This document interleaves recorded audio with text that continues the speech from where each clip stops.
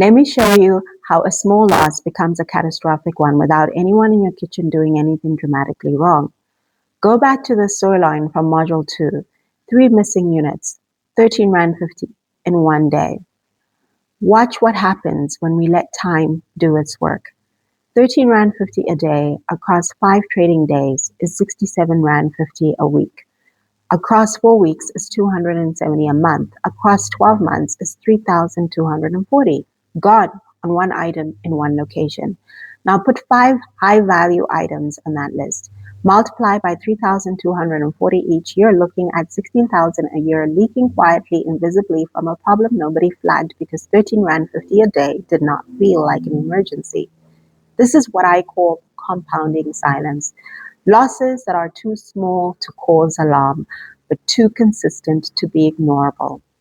I have built a tool specifically for this calculation, the Daily Restaurant Loss Exposure Tracker, and it is available right now on the Hunger Consulting Etsy shop. You plug in your unit cost, your daily variance, and it projects the weekly, monthly, and annual financial exposure for you automatically. Customizable to your actual stock items, your actual prices, your actual reality. If you're watching this video, click on the form below on your screen right now and register to get my Profit Pivot Playbook. It includes an 8-tool implementation map, and it is free.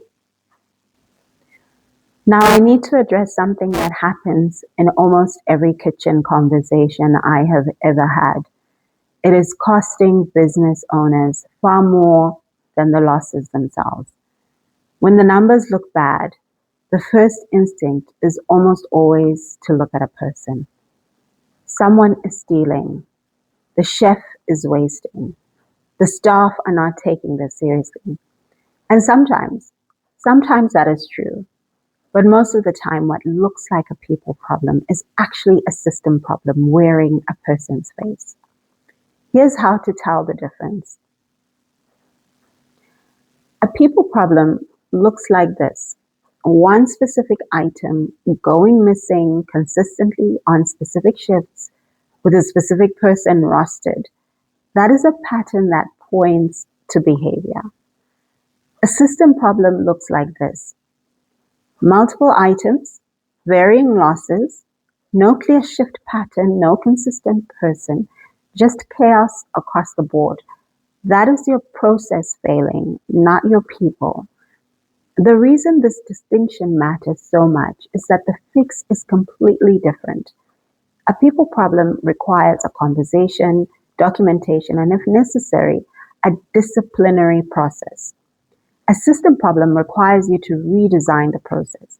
And blaming a person for system failure is not only unfair, it guarantees the problem continues after that person leaves. In Franchising BS, I walked through a real case study where a franchisee was convinced she had a thief in her kitchen. 3 months of suspicion, staff tension, high turnover. When we finally sat down with the data, it was clearing frequency issue and 2 recipe cards that had not been updated in 14 months. Nobody was stealing, the system was broken.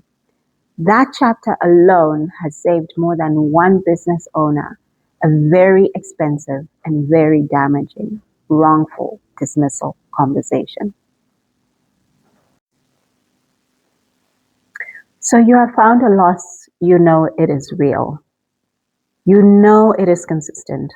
How do you actually find the root cause without it becoming a guessing game or a blame session? You ask why 5 times. This is called the 5 why method, and it is one of the most powerful investigative tools in any business, not just restaurants. Here's how it works in a real kitchen scenario.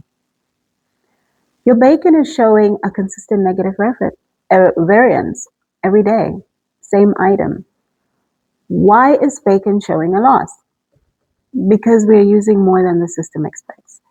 Why are we using more than expected? Because portions being plated are heavier than the recipe card says. Why are portions heavier than the recipe card? because the recipe card was written for 25 grams, but we switched to a new cut that plates differently. Why was the cut not updated when the cut changed? Because there is no process for reviewing recipe cards when suppliers or products change. Why is there no review process? Because nobody was ever made responsible for maintaining recipe cards. You started with, we have a bacon problem. You ended with, we have a recipe card ownership gap. Those are two completely different problems requiring completely different solutions.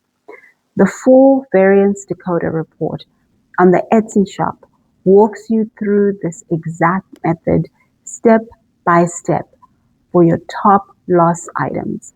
It is the tool I wish every kitchen manager had on any day. I want to leave you with a real story, real restaurant, real losses, real fixes. In Franchising BS, I write about myself and my family as franchisees who had been operating for just a little under a year, somewhat profitable on paper, but busy kitchen, mostly good reviews, but our food cost was sitting at 47.5% when our model required 37.5%, 10% points every month. When we went in, we found three silent killers operating simultaneously. The missing stock on premium items, those are the small losses per unit, never flagged because individually they did not look alarming. With the verbal corrections happening across every service, our team was highly experienced and highly communicative, but not one of those communications was finding its way back into the system. And the portion variance across our top 5 dishes ranging from 15% to 40% over the recipe card specification. Within 60 days of implementing a structured stock control system using tools not unlike the ones in the Etsy shop, our food cost dropped to 37% within approximately 3 months.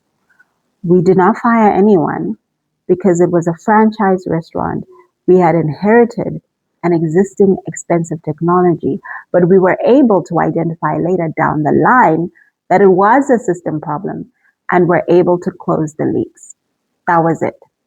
The full story, what we found, what we fixed, and in what order is in the Franchising BS. I would love for you to read it.